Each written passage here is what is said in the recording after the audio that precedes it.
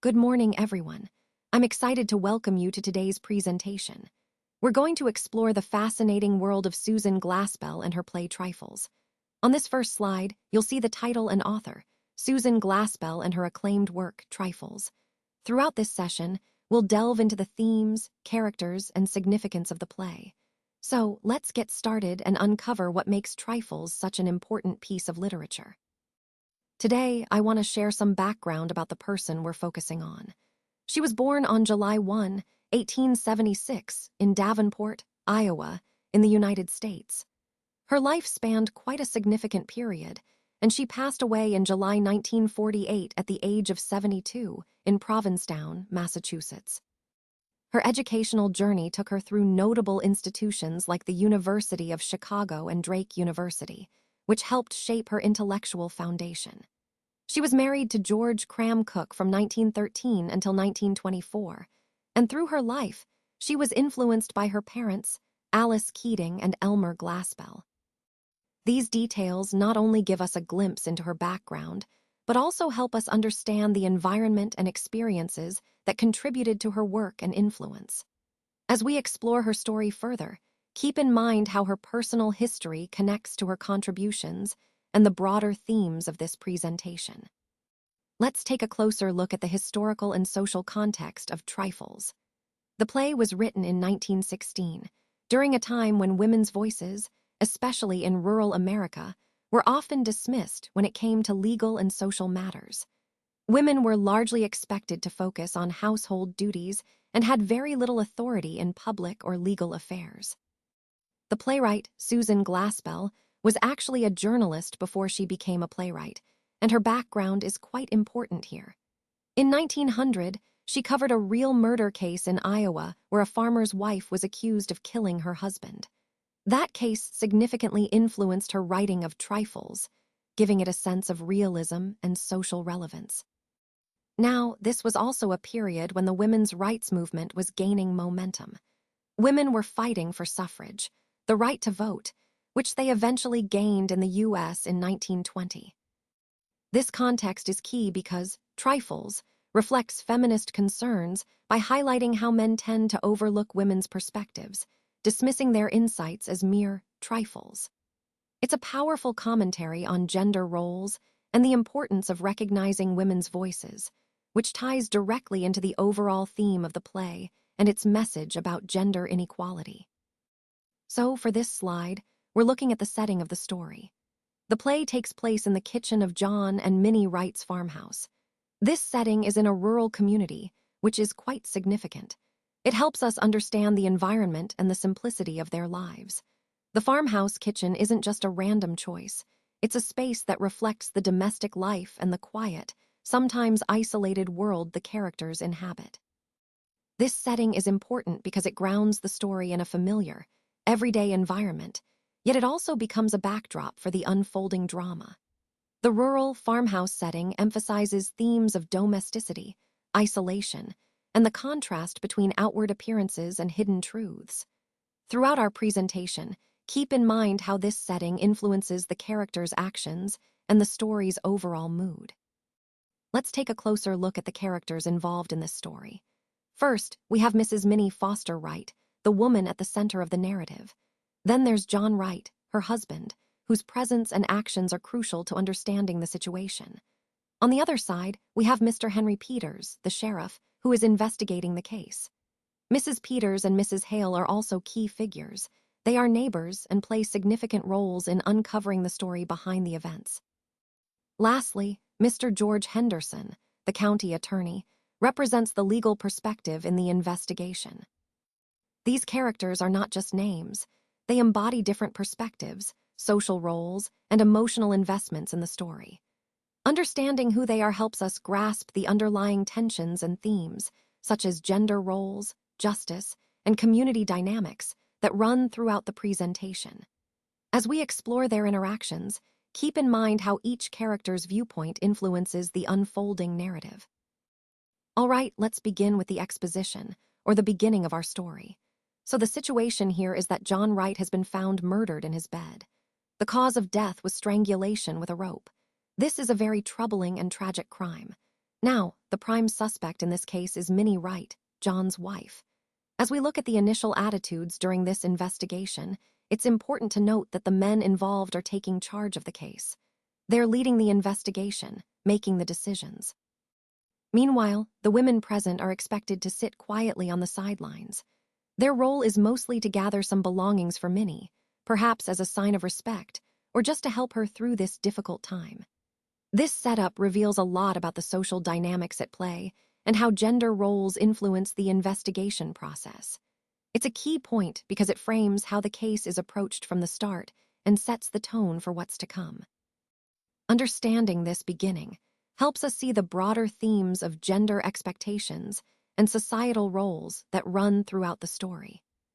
Now, as the men search upstairs and outside, they're looking for any legal evidence that might shed light on the situation. Interestingly, they tend to mock the women for worrying about what they consider trifles, things like the condition of the kitchen, the preserves, and sewing.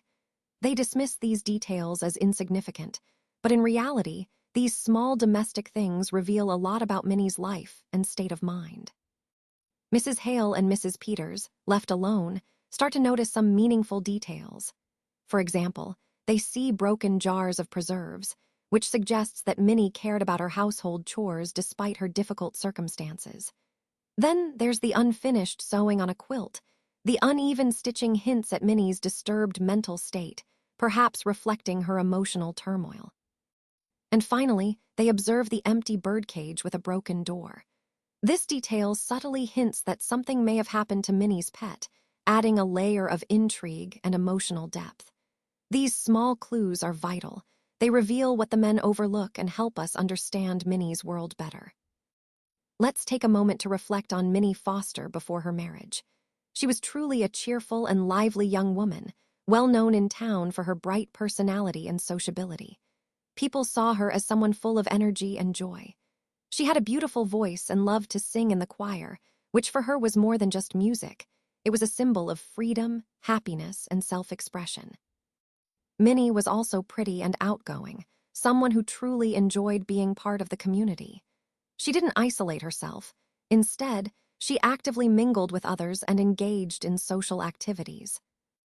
Most importantly, she represented innocence and hope. She was a symbol of youth and possibility, embodying a sense of potential before her life took a different turn in an unhappy marriage. This contrast helps us understand the depth of her transformation and the loss of that joyful, free spirit. Let's talk about Mr. John Wright.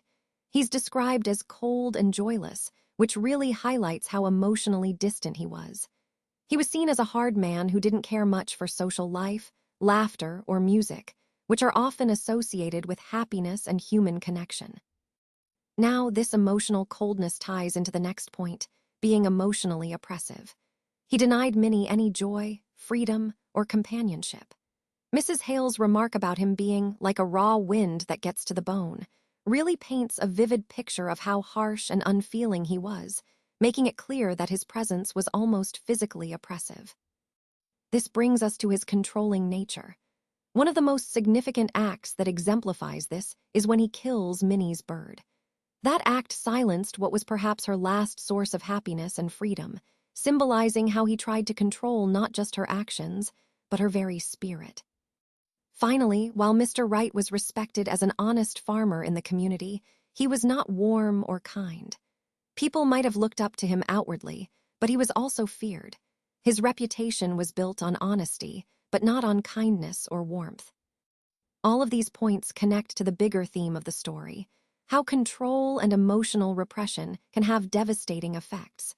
Mr. Wright's character helps us understand the deeper layers of abuse and the quiet struggles that often go unseen. Now let's talk about Mrs. Wright after her marriage. First, she becomes lonely and isolated. She's cut off from her neighbors, rarely receives visits, and is kept mostly at home. This sense of separation really emphasizes her emotional distance from the outside world. Next, she becomes silent and withdrawn. She no longer sings or expresses herself freely. Her voice and spirit seem to have been silenced over time. This quietness reflects her inner suppression. Her appearance also reflects her emotional state. She looks shabby, and this neglect in her outward appearance mirrors the dullness and stagnation of her life. It's as if her physical state mirrors her mental and emotional condition. Marriage with John Wright was emotionally oppressive and joyless. Their life together lacked laughter and freedom, an environment of suffocation rather than happiness. Finally, we see her psychologically broken. The messy house, her uneven sewing, and nervous behaviors all suggest a disturbed mental state. These details give us insight into her inner turmoil and how her environment and emotional well-being are intertwined. All of these points highlight how her marriage transformed her into a woman who is trapped, silenced, and broken, an essential aspect of understanding her character in this story. Now here, where things really come to a head, the women discover a dead canary hidden inside Minnie's sewing box, and what's heartbreaking is that its neck has been wrung. This isn't just a random find, it's a powerful clue. It makes us realize that John Wright must have been the one to kill the bird. Remember, this bird was Minnie's last source of companionship and joy, her little escape from the harshness of her life. Seeing this, it becomes clear that this act of killing the bird was likely a turning point for Minnie. It probably pushed her over the edge, leading her to strangle her husband in return. This moment helps us understand her motives. She was living under emotional abuse, loneliness, and oppression. Ultimately, this discovery sheds crucial light on her emotional state and the circumstances that led to her actions. It connects directly to the overall theme of the presentation, understanding the deep emotional and social factors that influence people's decisions, even in extreme situations. Now, moving into the falling action of our story, we see Mrs. Hale and Mrs. Peters sharing a quiet, yet powerful moment. They open up about their own painful experiences, like losing children and witnessing cruelty toward animals. These stories deepen their empathy with Minnie, helping them understand her situation on a much more personal level. At the same time, they make a silent decision to conceal the dead bird, which is a crucial piece of evidence. They recognize that revealing it might unfairly condemn Minnie or expose her vulnerabilities, so they choose to hide it from the men. Meanwhile, the men continue to dismiss the women, thinking they're just gossiping about trivial household matters. This contrast highlights a key theme in the story, how gender roles and perceptions can obscure deeper understanding and empathy. So, this part of the narrative really emphasizes how the women's shared experiences and quiet solidarity serve as acts of resistance, subtly challenging the dismissive attitudes of the men and protecting Minnie in their own way. In this slide, we see key dialogues that reveal moments of empathy among the characters. First, Mrs. Hale reflects on Minnie's loneliness, saying, "But I stayed away because it seemed so lonely and out of the way. I might have known she needed help. That was a crime. Who's going to punish that?" Here, she admits her regret for not recognizing Minnie's isolation and the silent suffering she endured. It highlights how important it is to notice and respond to emotional needs before tragedy occurs. Next, Mrs. Peters recalls her own pain, sharing, "I know what stillness is. When we homesteaded in Dakota and my first baby died after he was 2 years old, and me with no other then."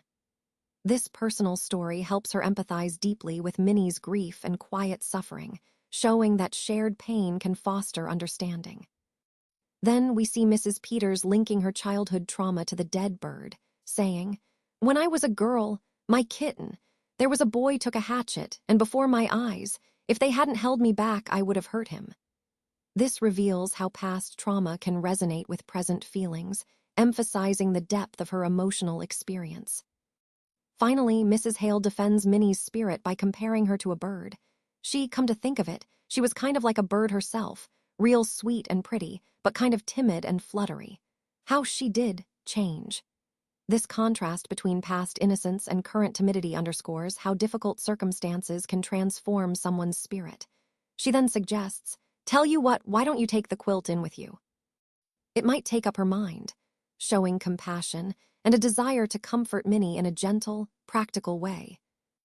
These dialogues collectively deepen our understanding of empathy, recognizing loneliness, sharing pain, recalling past trauma, and offering kindness, all central themes in our overall discussion. So, as we reach the resolution of the story, we see the men returning empty-handed, having found no solid evidence to support their suspicions.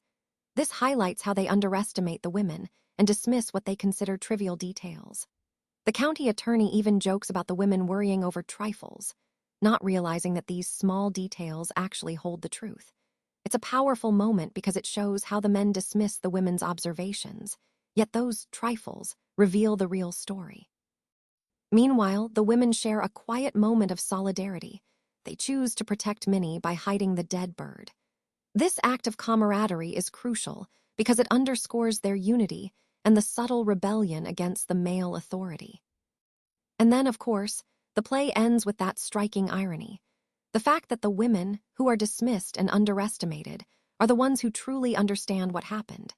It's a commentary on gender roles, justice, and the way truth can be hidden beneath surface appearances. This ending drives home the overall theme that sometimes what's overlooked or dismissed can be the most significant. Let's take a closer look at the first major symbol in Trifles, the bird, specifically the canary. This little bird is more than just a pet. It's a powerful symbol of Minnie Foster's lost happiness, her desire for freedom, and her voice. You see, Minnie used to sing in the choir, so that singing voice was a big part of who she was. Now the broken neck of the bird is very telling. It mirrors what happened to John Wright. He strangled Minnie, both literally and emotionally. The bird's injury reflects the suffocation Minnie experienced in her marriage, how she was trapped and silenced. This symbol really captures Minnie's transformation from a cheerful, lively woman into someone who's been caged and muted over time.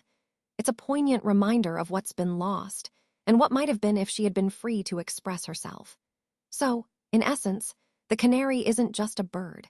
It's a reflection of Minnie's own suppressed spirit and the tragic circumstances that led to the story's events. Now let's look at the image of the birdcage. It's really a powerful symbol of Minnie's life after she gets married. The cage represents how her life is confined and restricted. And if you notice, the broken door is very telling.